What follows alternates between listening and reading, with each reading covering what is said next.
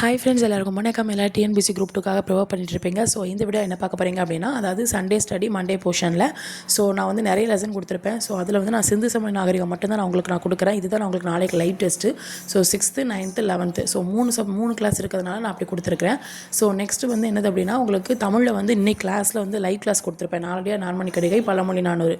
So அந்த மூணையும் நீங்கள் எனக்கு பார்க்காம பார்த்துக்கோங்க, அதையும் படிச்சுக்கோங்க.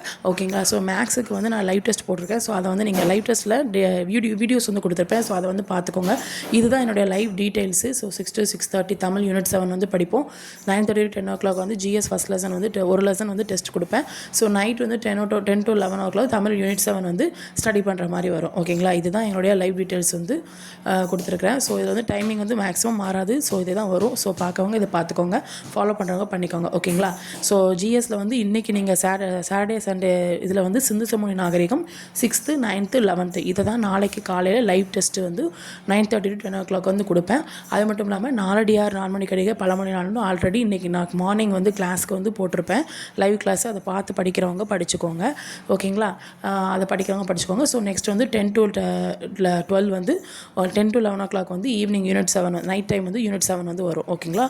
இதுதான் என்னுடைய இந்த வீக் போர்ஷன் வந்து நான் ஆல்ரெடி வீடியோவில் வந்து போட்டிருப்பேன். ஸோ அதை வந்து பார்த்துக்கோங்க. ஓகேங்களா?